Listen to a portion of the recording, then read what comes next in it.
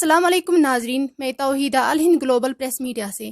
ناظرین، اس وقت ہم موجود ہیں سینٹرل کشمیر بڈگام کے ایک خاص شخصیت آغا سید محمد ہادی کے ساتھ، جو کہ ایک جانے مانے ذی شعور عالم بھی ہیں۔ ناظرین، ساتھ ہی ساتھ ہم آپ کو یہ بھی بتاتے چلے، یہ ایک اسلامک اسکالر اور انجمن شریک کے سربراہ بھی ہیں، اور آج ہم ان سے وقف بورڈ کے بارے میں کچھ بات کرنے والے ہیں۔ پہلے تو آپ کا بہت بہت شکریہ ہماری اور ہماری ٹیم کی طرف سے کہ آپ نے ہمیں اپنا قیمتی وقت دیا۔ شکریہ آپ کا بھی، آپ یہاں پہ آئے اور اس بارے میں مجھے موقع دیا آپ نے کچھ بات کرنے کا۔ آپ ایک سربراہ ہیں، تو ایک سربراہ ہونے کی حیثیت سے آپ اس وقف بورڈ کے بارے میں کیا کہنا چاہیں گے؟ وقف بورڈ کا جو مسئلہ ہے وہ یہ ہے کہ کلی طور پہ جسے ہم جو آوازیں ابھی اٹھ رہی ہیں وقف بورڈ کے اس تناظر میں، وہ یہ ہے کہ اس وقف بورڈ میں جو ہے اکاؤنٹیبلٹی نہیں ہے، ٹرانسپریسی نہیں ہے۔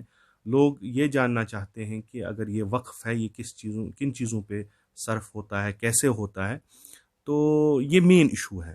اب اس کو ایک یعنی وہ اکاؤنٹیبل بنانے کے لیے جیسے گورنمنٹ آف انڈیا دوسرے جگہوں پہ وقف بورڈ جو بنا ہوا ہے، چاہے اہل سنت کا ہو یا شیعوں کا ہو، اسی طرز پر یہاں پہ بھی ایک وقف بورڈ کا قیام ہونا انہوں نے پہلے اشارہ دیا ہے۔ اب ان کا یہ کہنا ہے کہ نہیں جی، لوگوں کی ڈیمانڈ ہے یہاں پہ کہ ہمیں، خصوصاً شیعوں کی ڈیمانڈ ہے کہ ہمیں یہاں پہ ایک وقف بورڈ ہونا چاہیے۔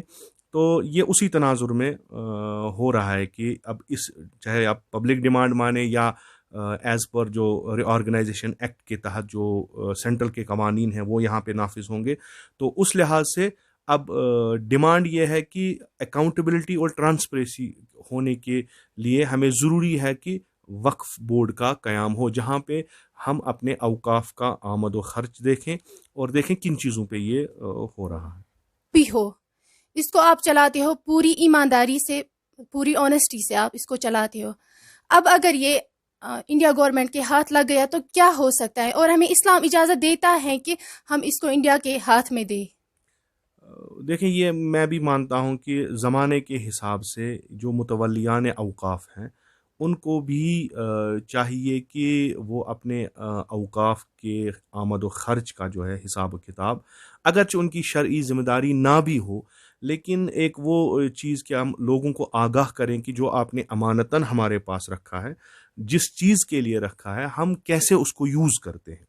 تو میرے خیال سے اس میں سب سے بڑا ایک فائدہ یہ ہے کہ جب ہم لوگوں کو آگاہ کرتے ہیں آمد و خرچ کے اس بارے میں، کہاں پہ خرچ ہوا، کہاں سے آیا، تو لوگوں میں وہ شوق بھی بڑھتا ہے اور اس پہ وقف پہ جو ہے انویسٹ کرنے کے لیے یا وقف کرنے کے لیے یا مثلاً پیسے دینے کے لیے کہ ہم نے جو ہمارے آباء و اجداد نے کوئی زمین کسی ادارے کے لیے وقف کی ہے، اب اس ادارے کی جو ہے اخراجات جو ہیں وہ بڑھی ہیں، اور یہ وقف کی زمین یا وقف جو اوقاف جو ہے وہ اس پہ پورا نہیں اترتا، لذا ہمیں اور اس میں کنٹریبیوٹ کرنا ہے۔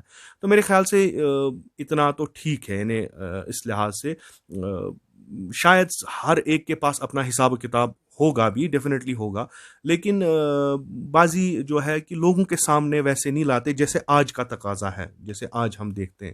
تو یہ ایک مسئلہ ہے۔ دوسری بات یہ ہے کہ اگر ہم اوقاف گورنمنٹ کو دیں، اول یہ ہے کہ اسلامی تناظر میں یہ صحیح نہیں ہے، کیونکہ یہ ایک اسلامی وقف ہے۔ اس پہ جو ابھی جو کنٹروورسی ہے ریلیجس پیپل اور گورنمنٹ میں، وہ یہی ہے کہ ہمارے نزدیک جو ہے شرعی جوازیت نہیں ہے اوقاف کو کسی غیر مسلم حکومت کے سپرد کرنا۔ اس میں فقہی اختلاف ہے، کیونکہ میں ایک مثال کے طور پہ کہتا ہوں کہ ہم نے جو ہے ایک وقف جو ہے وہ کسی پرٹیکولر چیز کے لیے وقف ہوا ہے، فقہ جعفری کے مطابق ہم وہ وقف دوسری چیز پہ صرف نہیں کر سکتے۔ جب ایک وقف کا بورڈ بنتا ہے تو اس میں ہر ایک چیز خلط ملط ہو جاتی، تو یہ ایک خدشہ ہے۔ دوسرا یہ کہ جو ہم گورنمنٹ کے تحت جتنے بھی اوقاف ہیں جو آج ان کی حالت دیکھ رہے ہیں، تو ہمیں کوئی اچھی بات نظر نہیں آ رہی کہ ہم اگر اپنا وقف جو ہے وہ اگر ان کے حوالے کر دیں تو شاید کوئی بڑی ڈیولپمنٹ ہوگی۔ جیسے ہم نے شیعہ وقف بورڈ لکھنؤ کا بھی دیکھا، وہاں پہ بھی کوئی ڈیولپمنٹ نہیں، بہار کا وقف کی زمین ادھر ادھر گئی ہے۔ تو یہ چیزیں بالکل پریکٹیکل ہمارے سامنے ہیں، تو کیسے ہم یہ اس پہ مثلاً خوش فہم ہوں کہ جب ہمارے شیعوں کا جو ہے کشمیر کا وقف گورنمنٹ کے اس میں آ جائے تو پھر وہ کچھ पनपेगा, फूलेगा, फलेगा। तो जैसे पहले जब वो नहीं हुआ तो इसमें क्या था, हाँ ये मैं फिर से ताकीद करूँगा, इस्लामी तनाजुर में इसमें इश्काल है। हम इस पे बड़े वो निगरान भी हैं कि चूँकि इस्लामी लिहाज से हमें इसमें देने की इजाज़त नहीं है। खुदा न खास्ता अगर ऐसा हुआ भी, अगर ये इंडिया गवर्नमेंट के हाथ लग भी गया, तो उसका क्या इम्पैक्ट पड़ जाएगा हमारी कौम पे? देखें, गवर्नमेंट जो चाहे करना तो वो हमसे पूछ के नहीं करेगी। हाँ, हमारा काम है रेजिस्ट करना, जहाँ तक हमारी क़ुव्वत है हम रेजिस्ट करते रहेंगे इसके ख़िलाफ़। अगर गवर्नमेंट ने ले लिया तो वही होगा जो दूसरे औक़ाफ़ों का हाल है, चाहे यहाँ पे भी जो मुस्लिम वक्फ बोर्ड था स्टेट गवर्नमेंट के तहत, उसका जो हाल है, या इंडिया में दूसरे औक़ाफ़ों का जो हाल है, वही होगा। इससे बेहतर है कि अपना जो है विदिन कम्युनिटी एक ऐसा निज़ाम बने। मैं भी इसके साथ हूँ, वक्फ की अकाउंटेबिलिटी होनी चाहिए, ट्रांसपेरेंसी होनी चाहिए लोगों को, क्योंकि हमें वो एक जज्बा उजागर करना है कि वक्फ आज भी चले, तो इसके लिए लोगों को हमें दावत देनी है, तो वो इसी से होगी, ट्रांसपेरेंसी से होगी, अकाउंटेबिलिटी से होगी।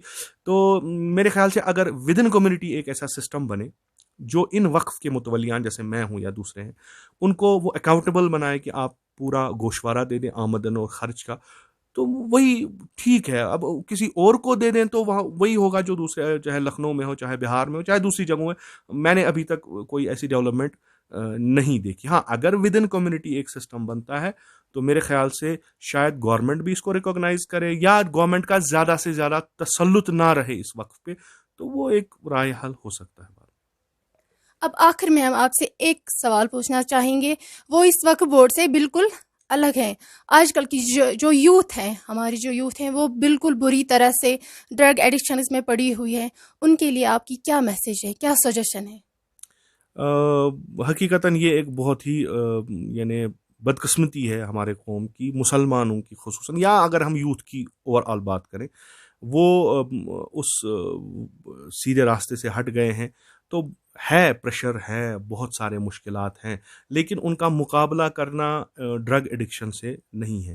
तो इसका एक ज़िम्मेवार हमारा तालीमी निज़ाम है, जो बहुत ही कम तरीन गोल जो है, बहुत ही कम कीमत हदफ जो देते हैं हमारे जवानों को, तो वो जब वो अचीव नहीं कर पाते तो वो डिप्रेशन का शिकार होते हैं। घर की तरबियत भी उसमें है, माँ बाप की तरबियत, जो उन्हें बहुत ही ऐसे तरबियत करते हैं जैसे ला ताल्लुकी का इजहार हो, तो उन पे ऐसा प्रेशर डालते हैं। हमारा जो सोसाइटी का जो है सोशल बॉन्डिंग जो है, वो भी इसकी जिम्मेदार है। और मैं यही कहूँगा अपने भाई बहनों से कि ये आखिरी इलाज नहीं है। हम जाएंगे ड्रग एडिक्शन की, शायद टाइम बीइंग हमारा जो है वो असल मसलों से जो है वो हट जाएगा, हमारा जो है अटेंशन जो है उससे डाइवर्ट हो जाएगा, लेकिन मसला हल नहीं होगा। और जवानों की खूबी यही है कि वो मुश्किलात से लड़ते हैं, भागते नहीं हैं। तो मेरे ख्याल से मैं बहैसियत एक दीनी तालिब इल्म या एक तालिब इल्म होने की हैसियत से यही कहूँगा कि दीन की तरफ रुझान बढ़ाएं, दीनी जो है वो किताबों का मुताला करें। तो आप देखें खुदावंद मुतआल ने कैसे कैसे इसमें जो है राय हल निकाले हैं, और दूसरे जो उलमा हैं दूसरे सब्जेक्ट्स के, उनका सुने, और तजुर्बा जो हमारे सामने है वो देखें। आपके सामने बहुत लंबी ज़िंदगी है और बहुत फील्ड है आगे काम करने का, और ये टाइम बीइंग के जो मुश्किलात हैं, ये एक बुलंद हिम्मत इंसान को नहीं झुका सकती। और साथ ही साथ वालिदैन के लिए मेरा एक ये गुजारिश है मेरी कि अपने बच्चों को जो है वो अच्छे मेयारों पे तरबियत करें।